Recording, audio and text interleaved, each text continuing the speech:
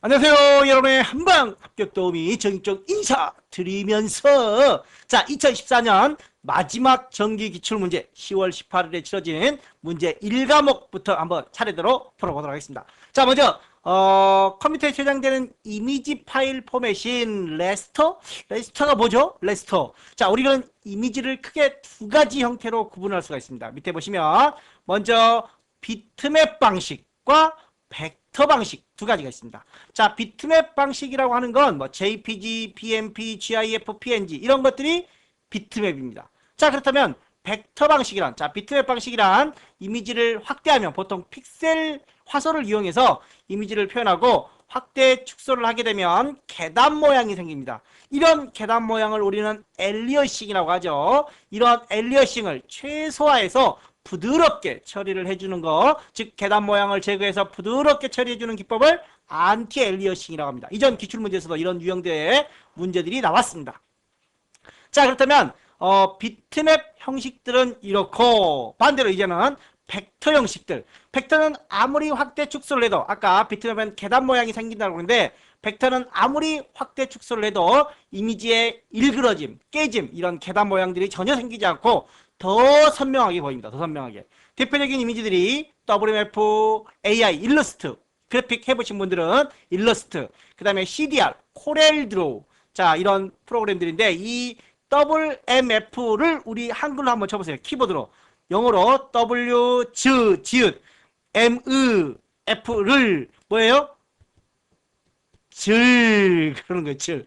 WMF는 질, 우리말로 하면 질이에요. 질은 뭐예요? 벡터 방식의 한 종류다. WMF, AI, CDR은 벡터 방식이고 레스터 방식이라고 하는 것은 비트맵 방식을 의미하는 겁니다. 자, 따라서 레스터 방식에 대한 설명으로 옳지 않은 거, 주로 우리가 사용하는 뭐 JPG, BMP, GIF, PNG 이런 것들이 해당되고, 자, 스캐너라든가 디지털 카메라를 이용하죠. 픽셀 단위로 이용하고, 자, 픽셀의 크기가 크면, 해상도가 크면 클수록 파일의 크기도 그만큼 커집니다.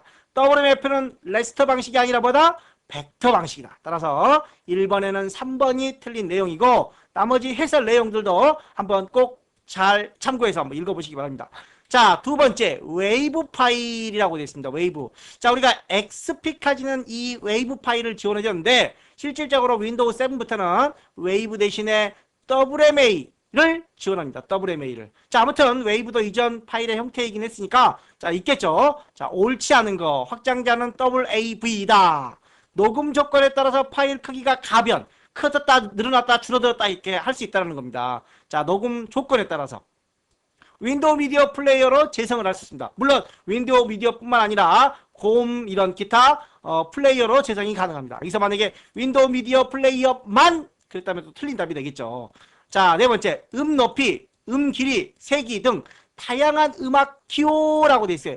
음악 기호 이 부분에서 힌트를 여러분들은 얻으셔야 돼요. 자, 음악 기호가 정의된 것은 미디 2006년 좀 오래된 문제죠. 2008년, 2010년에 이 미디 관련 문제들이 출제된 적이 있었어요.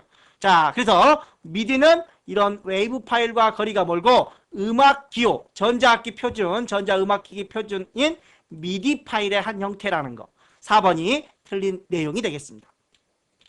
자, 세 번째, 인터넷을 사용하기 위하여 사용하는 웹브라우저. 자, 며칠 전에 개콘에 그런 내용이 나온 것 같아요. 그, 브라우저 없니? 그랬더니, 난 남자라서 브라우저 없어. 뭐, 그렇게 농담을 하는 것 같은데, 자, 브라우저란 우리가 인터넷을 하기 위한 프로그램입니다. 인터넷을 하기 위한 프로그램.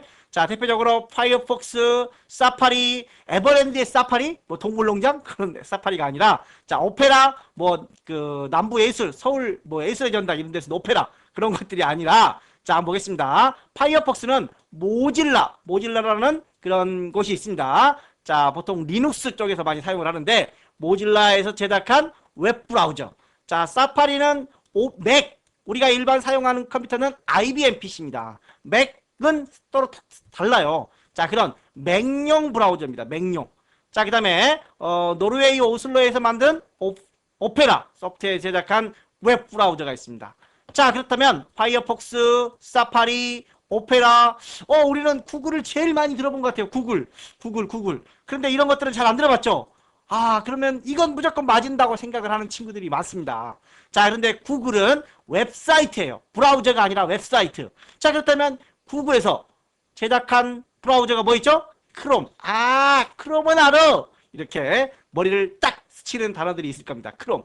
자, 구글은 브라우저가 아니라 사이트명이라는 거. 그리고 구글에서 만든 브라우저는 크롬이 있다라는 거. 다른 브라우저가 함께. 그리고 우리가 대표적으로 가장 많이 쓰는 거. 마이크로소프트에서 제작한 인터넷 익스플로러가 있죠. 자, 네 번째 문제 보겠습니다. 네트워크 규모에 따라서 통신망의 종류가 적절하지 않은 거. 자, 가장 작은 게 랜이죠. 하나의 건물, 뭐 수키로 이내, 몇 킬로 이내에 제한된 근거리 통신망. 그 다음에 도시와 도시를 연결하는 맨. 그 다음에 국가와 국가 또는 대륙을 연결하는 광역통신망 웬. 그 외에 우리가 밴 같은 것들도 있었어요. 밴. 부가가치 통신망. 자, 이런 밴은 크기를 비교하는 게 아니라 뭐 임차하여 빌려서 이런 부가가치 통신망이 있습니다. 그리고 2014년에 출제된 문제 중에 이런 것들과 함께 자, 나왔던 게 BISDN이라는 거 기억하세요? 자, 비동기 방식으로 ATM 플러스 기존의 ISDN을 첨가한 비동기 방식으로 초고속망이다라는 거 했던 거 그때 설명을 하면서 이런 단어들까지 이런 용어들까지 설명을 드렸던 것 같아요. 자, PCM은 펄스 부호 변조 보통 우리가 변조 그러면 아날로그 변조입니다. 근데 얘는 디지털 변조예요. 커말 쪽에서는 잘 나오진 않지만 이 PCM 과정도 시험에 다른 자격증에서는 잘 나오는 것들인데 또 모르죠. 어느 날 순간 이런 문제들이 나올지. 표본화 양자와 부호와 복호화 과정을 거쳐서 처리되는 PCM이 있습니다. 자, 그래서 통신망의 종류가 아니라 얘는 변조 방법의 하나입니다. 3번은.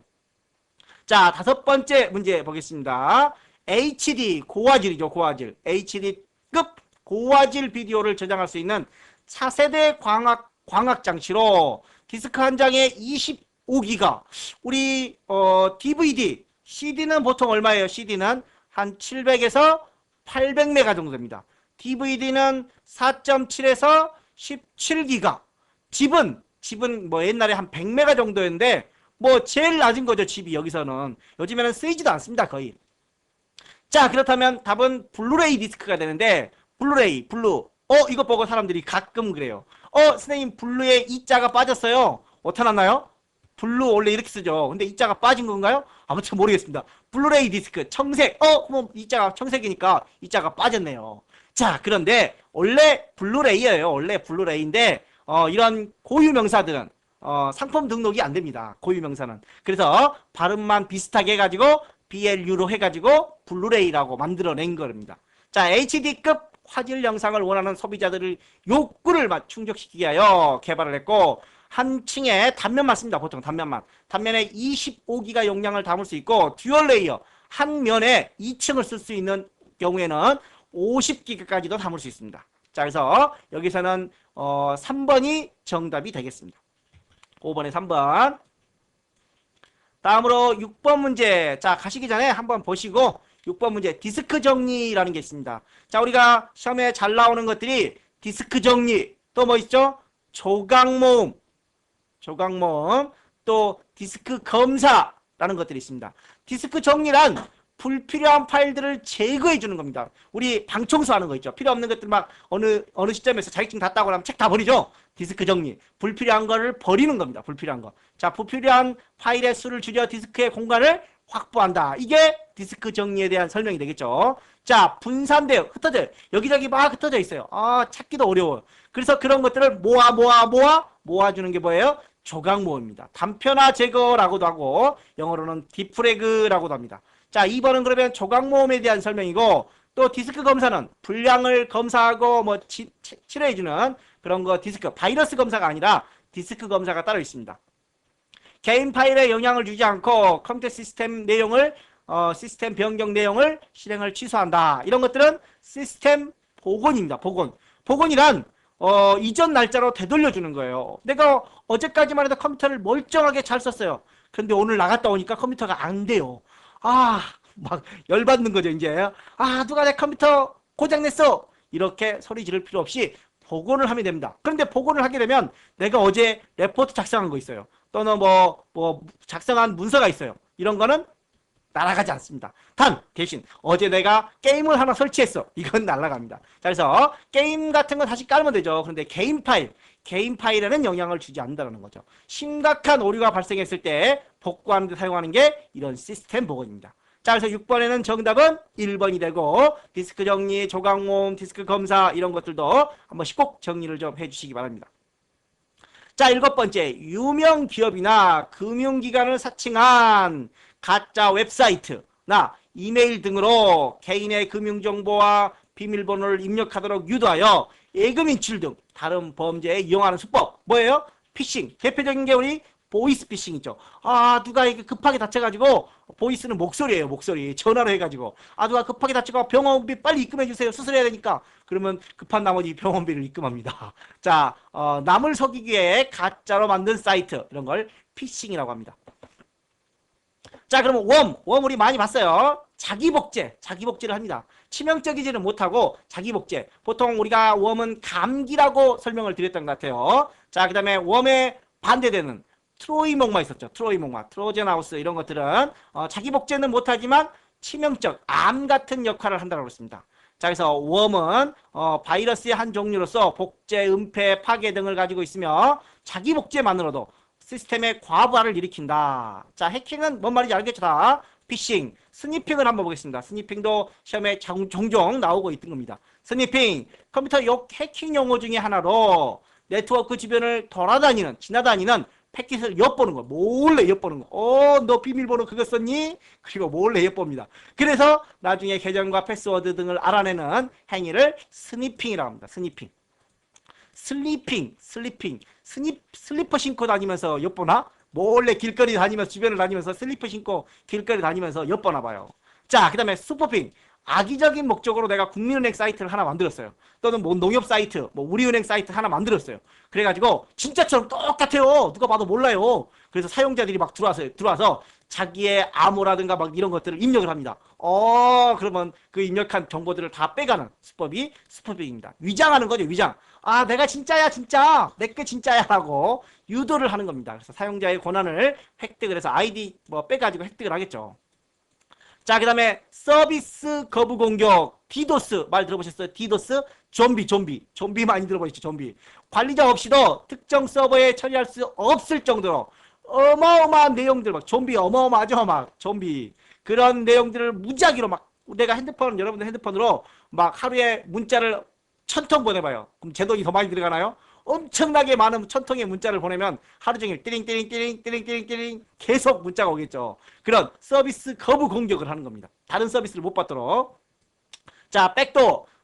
주로 시스템이 고장났을 경우 시스템을 만든 회사 프로그래머가 그 뒤로 들어가서 그 부분을 점검하도록 만들어 놓은 비밀 통로예요. 비밀 통로. 트랩도어라고도 합니다. 자, 그런데 보통 이 백도, 뒷구멍, 개구멍 같은 곳을 이용해서 해킹을 많이 시도를 하게 되는 거죠. 자, 그래서 1번에는 여기는 3번 피싱이 되고 나머지 내용들도 꼭 한 번씩 정리를 좀 해주시기 바랍니다.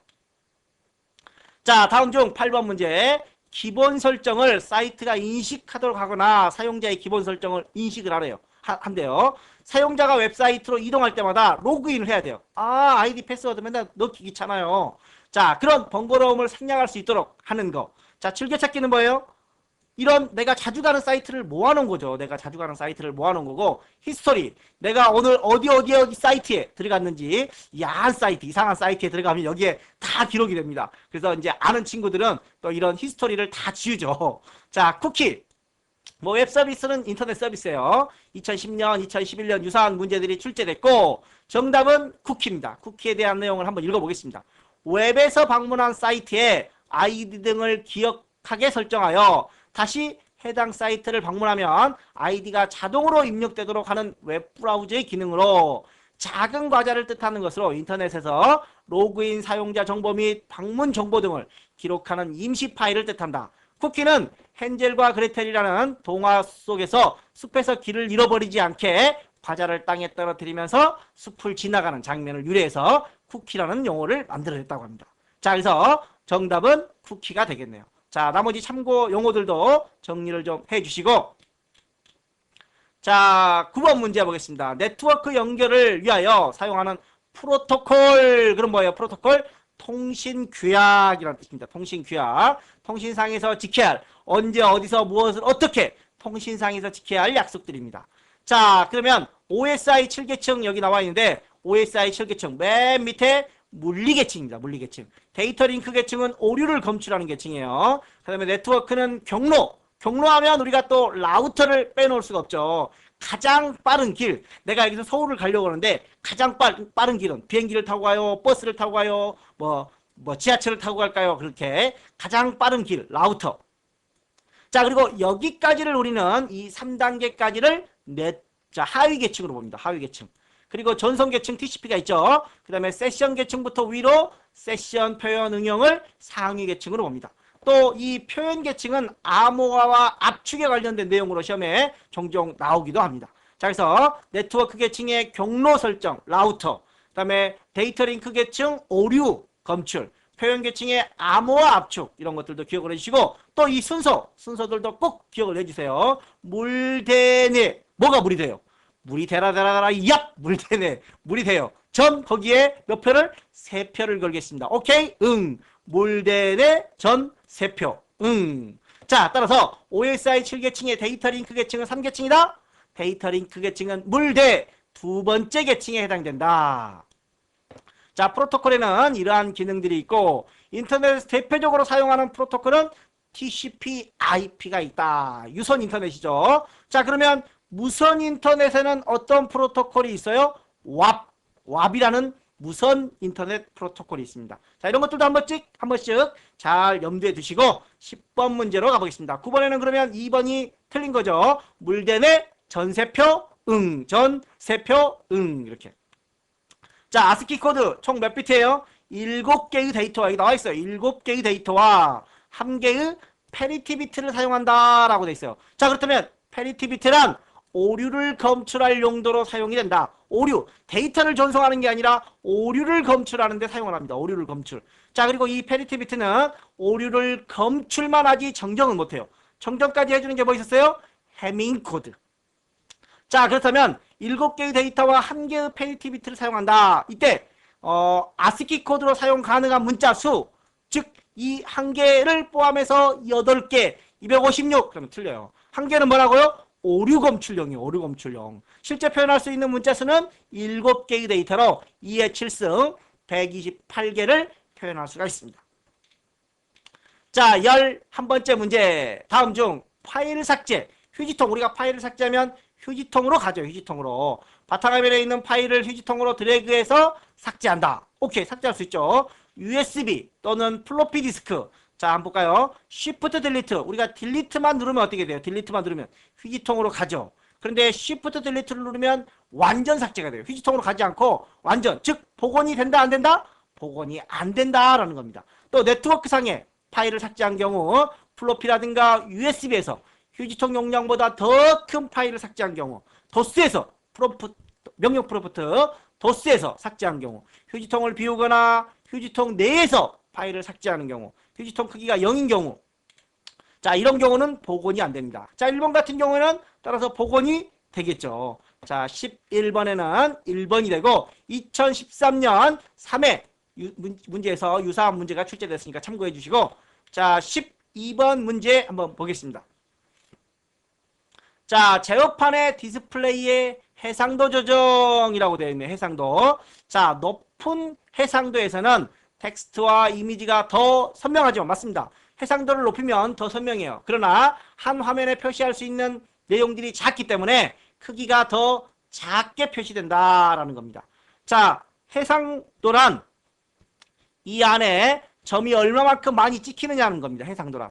자, 그런데 높은 해상도를 하면 여기에 점을 너무 많이 찍어야 되겠죠. 점을 수백 개, 수천 개를 찍어야 됩니다. 자, 그렇다면 많은 점을 찍으려면 어떻게 돼요? 더 작게 찍어야 되겠죠. 더 작게. 그래서 크기가 더 작게 표시된다라는 겁니다.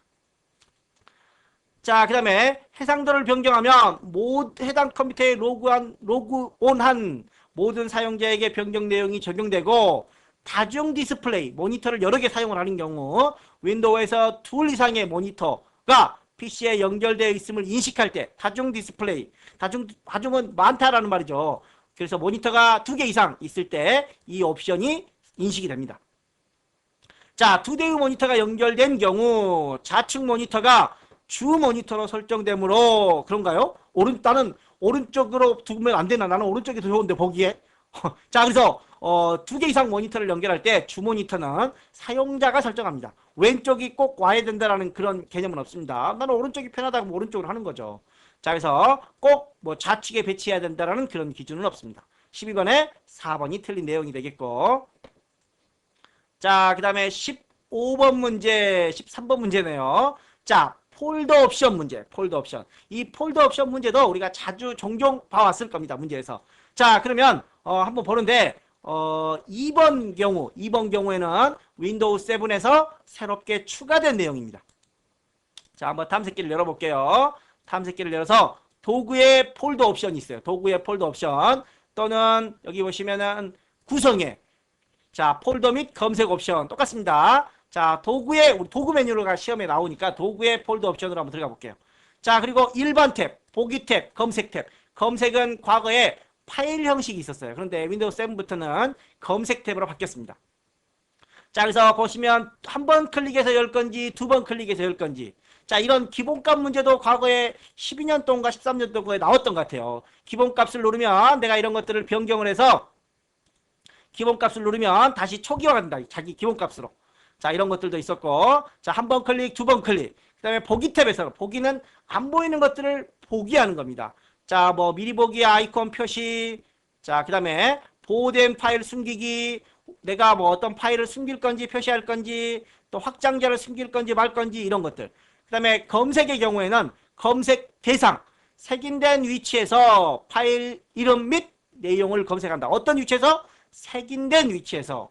자, 색인되지 않은 위치에서는 파일 이름만 검색한다. 왜? 내용까지 검색을 하면 속도가 느려질 수가 있다. 즉, 색인된 위치에서는 파일 이름을 모두 검색하고 색인되지 않은 곳에서는 파일만. 근데 나는 색인되지 않은 것도 모두 다 그냥 파일 이름 다 검색하고 싶어 할 수 있습니다. 자, 검색 대상을 선택을 하고 또 검색 방법도 하위 폴더를 포함할 건지 부분적으로 일치하게 할 건지 자연어 검색을 할 건지 자, 폴더에서 시스템 파일을 검색할 때 색인 사용을 안 할 건지 이런 것들을 설정할 수가 있습니다.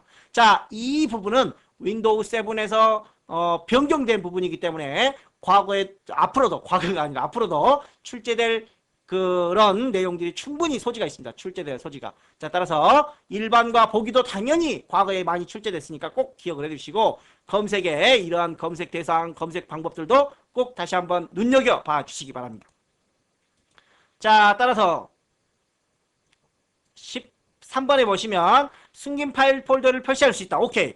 색인된 위치에서 파일 이름뿐만 아니라 내용 검색도 설정할 수 있다. 색인된 위치에서. 색인되지 않은 곳에서는 이름만 검색을 하죠. 물론 색인되지 않은 곳에서 이름 내용을 모두 한꺼번에 동시에 검색할 수도 있었습니다. 자, 숨긴 파일 폴더의 속성을 일괄 해제한다. 자, 숨긴 파일 폴더를 보기하고 안 보기하고는 할 수 있습니다. 그런데 숨겨진 폴더의 속성을 해제할 때는 자, 예를 들어서 우리가 C에서 DB 폴더가 있어요. DB 속성에 들어가서 여기 숨김 있죠. 이런 숨김 속성, 특성이라고 되어 있는 여기는 자, 속성이라든가 특성을 해제할 때는 각 폴더 여러 개 있다. 뭐 이렇게 Shift를 이용해서 여러 개 선택을 해서 마우스 오른쪽 버튼 눌러서 속성에서 숨김을 해제해 주셔야 되는 겁니다. 자, 그래서 이 숨김 속성에 대한 해제는 폴더 옵션에서 설정을 하는 게 아니라 자, 숨김 파일 폴더의 속성을 해제할 때는 자, 해제는 속성 해제할 해당 폴더를 일괄 선택하여 마우스 오른쪽 메뉴 속성을 이용해서 속성을 해제할 수 있다. 자, 또 한 번 클릭해서 열 건지 두 번 클릭해서 열 건지 이거는 일반 탭에서 여기 보시면 일반 탭에서 자, 얘네들은 보기 탭에서 그다음에 얘는 검색 탭에서 검색 탭의 밑에 그림이 있으니까 검색 대상, 검색 방법 한번 눈여겨봐 주시고 한번 직접 그 윈도우 탐색기를 통해서 직접 실습도 한번 해보시기 바랍니다. 자, 14번 문제. 윈도우 7의 제어판의 보기 범주. 이 범주 문제도 최근 종종 나오고 있는 것 같아요. 12년에도 출제가 됐고 그 외에도 뭐 출제가 되고 있습니다. 물론 비슷한 문제는 여기지만 그 외에 다른 문제들도 출제됐으니까 범주 내용, 특히 범주를 한번 들어가 볼게요. 한번. 자, 시스템 보안. 현재는 시스템 보안에 대한 범주들을 물어봤습니다. 어떤 것들이 있는지. 관리센터, 방화벽, 뭐 시스템, 전원 옵션, 백업 및 보안, 관리 도구 이런 것들이 있네요. 자, 그 다음에 사용자 계정. 사용자 계정에는 계정을 새로 추가하거나 자녀 보호, 자격 증명 관리자 이런 것들도 있다라는 거. 자, 그 다음에 네트워크는 네트워크 관련 내용들이 있겠죠. 인터넷 옵션도 여기 있네요. 자, 그 다음에 여기 프로그램 한번 보겠습니다. 프로그램도 시험에 나온 적이 있습니다. 프로그램 범주, 자, 프로그램 및 기능, 뭐 기본 프로그램, 바탕화면 과제, 과제시 아니라 가제. 바탕화면 가제시 요즘에 최근 시험에 자주 나오고 있습니다. 자, 범주에는 어느 범주에 들어온다? 프로그램 범주에. 모양 및 개인 설정에도 있긴 합니다. 개인 설정 디스플레이. 자, 바탕화면 가제시 어느 범주에 속하는지 또 우리가 이렇게도 시험에 나온 적이 있어요. 바탕화면에서 개인 설정을 눌렀을 때, 해상도를 눌렀을 때 가젯은 별도라는 거죠. 바탕화면에서 해상도가 디스플레이예요. 개인 설정은 제어판의 개인 설정. 뭐 가젯은 따로 가젯이 있습니다. 자, 바탕화면에서의 가젯, 또 범주에서의 가젯 이런 것들을 꼭 구별을 해주시고, 자, 10 몇 번이죠? 14번 문제. 시스템 및 보안. 자, 사용자 계정 같은 경우에는 어디예요? 자, 뭐 이런 것들을 전부 다 기억하기보다는 이런 계정 추가, 그 다음에 아까 자녀 보호 이런 것들도 있었죠. 이런 것들을 위주로 다른 내용들을 좀 더 세부적으로 봐주시고, 자, 그 다음에 사용자 계정, 자녀 보호, 뭐 윈도우즈 카드 스페이스, 자격증 관리, 자격 증명 관리 이런 것들이 사용자 계정 및 가족 보호 범주에 해당된다는 겁니다. 자, 그리고 아래쪽에 보시면 뭐 보안에는 시스템 및 보안에는 이런 것들이 있습니다. 자, 프로그램 범주, 아까 말씀드린 이 프로그램 범주에도 시험에 나온 적이 있어요. 2014년 2회 때 이죠, 바로 앞전에 나온 거네요. 프로그램 및 기능, 기본 프로그램, 가젯은 있죠. 바탕화면의 가젯은 또 별도로 기억을 해주시고, 자, 기출문제를 많이 풀어서 유사 문제들을 꼭 정리를 좀 해주시기 바랍니다. 자, 여기는 시스템 및 보안 범주 내용, 직접 여러분들이 화면을 실습하라고 해도 잘 안 하시더라고요. 또 아직도 윈도우 XP인 경우들이 있으니까 제가 그림으로 넣어드렸으니까 꼭 화면을 통해서 한번 봐주시기 바랍니다. 자, 15번째 문제. 윈도우 탐색기 구조에 대한 설명이다. 자, 탐색기 다시 한번 열어볼게요. 자, 윈도우 탐색기 C를 누르고, 앞에 여기 보면은 예전에는 플러스 마이너스였어요. 플러스 마이너스. 그런데 이제는 뭐예요? 삼각형 모양이 있죠. 삼각형 모양 같은 거. 자, 삼각형 모양을 열면 시커멓게 됩니다. 시커멓게 되죠. 시커먼. 즉, 시커멓게 됐다라는 말은 하위 폴더가 풀렸다. 하얗게 됐다라는 말은 하위 폴더가 있는데 아직 안 보여주고 있다라는 말입니다. 하얗게 되어 있어서 투명하게 되어 있으면 더 잘 보여야 되는데 안 보이는 거죠. 자, 하얗게 된 거는 안 보여요. 시커먼 놈은 흑심을 품은 게 다 보여버리나요? 자, 아무튼 시커먼 거는 보이고 하얀 거는 안 보이고. 자, 그리고 또 여기서 방향키, 왼쪽 방향키를 키보드에서 왼쪽 방향키를 누릅니다. 왼쪽 방향키를 누르면 닫혀지죠. 닫혀지면서 상위 폴더로 이동합니다. 자, 닫혀지면 상위 폴더로 이동하죠. 또는 우리가 백스페이스를 이용해서도 상위 폴더로 이동할 수도 있어요. 자, 이번에는 백스페이스 키를 한번 눌러볼게요. 자, 상위 폴더. 그 다음 상위 폴더가 어디예요? 여기죠, 여기. 자, 얘는 대신 닫지는 않고 있죠. 닫지는 않고. 자, 여기 보시면은 문제에서 컴퓨터에 설치된 디스크 드라이브, 파일, 폴더 등의 관리를 하는 기능이다. 자, 이런 삼각형 모양은 하위 폴더가 있다. 근데 보여줬어요? 안 보여줬어요? 아직 표시되지는 않았다. 시커먼 거는 표시됐다.